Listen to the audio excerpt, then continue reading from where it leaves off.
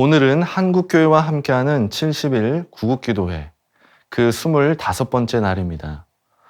사랑하는 성도님들, 우리는 쏟아지는 엄청난 문화의 홍수 속에 살아가고 있습니다.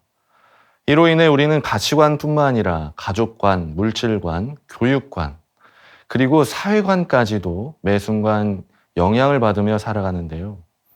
그래서 우리는 이 세상을 살면서 수없이 많은 신앙의 도전 가운데 살게 되는 거예요. 결국 우리는 하나님의 사람으로서 이 세상 속에 살아갈 때에 정치적으로나 사회적으로 하나님의 뜻이 무엇인지를 지혜롭게 분별할 수 있어야 한다는 것입니다. 다니엘서를 보면 다니엘은 16세에 바벨론의 포로가 되어 왕궁에서 봉사를 하게 되는데요. 그는 심지어 이름까지 바꾸게 되고 바벨론의 세상 학문을 3년 동안 수학하기도 했습니다. 이것은 어찌 보면 유대인에서 바벨론의 사람으로 신분이 바뀌는 과정이고 더 나아가 정체성까지 바꿔야 하는 위기 속에 살고 있었다는 의미인 거예요. 그런데 다니엘은 그런 상황 속에서도 결코 타협하지 않습니다. 오히려 하나님께서 원하시는 때에 가장 중요한 카드로서 사용이 되는데요.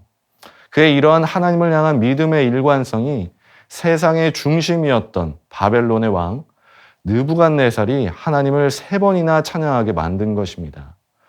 느부갓네살의 첫 번째 고백은 다니엘 2장 47절에 있는데요.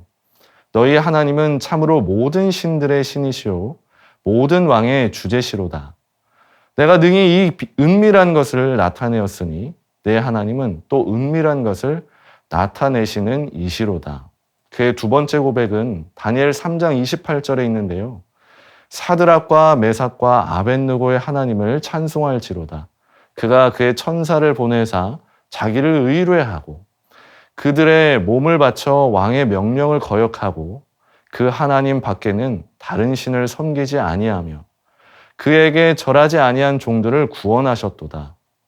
그의 세 번째 고백은 다니엘 4장 34절 하반절에 있습니다. 내가 지극히 높으신 이에게 감사하며 영생하시는 이를 찬양하고 경배하였나니 그 권세는 영원한 권세요. 그 나라는 대대에 이르리로다. 아멘. 이 모든 것은 당시 강대국이었던 황금의 나라 바벨론 왕이 했던 믿을 수 없는 고백이었습니다.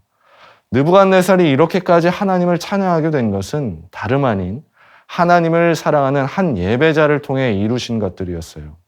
우리는 지금 바이러스, 정치, 사회적인 위기 가운데 살아가고 있습니다. 우리가 해야 할 일이 무엇일까요? 그것은 우리의 예배의 자리를 지키고 기도하며 성령님을 의지하여 세상과 끝까지 타협하지 않는 일.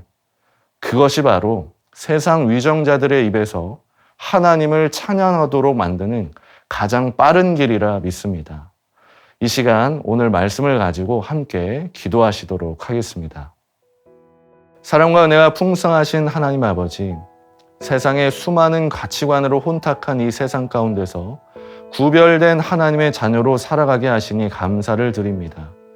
하나님의 자녀로서 예배를 생명처럼 여기고 위기 가운데 있는 나라와 민족을 위하여 기도하고 세상과 끝까지 타협하지 않는 믿음을 허락하여 주시옵소서. 우리의 믿음을 통하여 하나님을 찬양하는 수많은 위정자들이 나타나게 하여 주시옵소서. 예수님의 이름으로 기도드립니다. 아멘.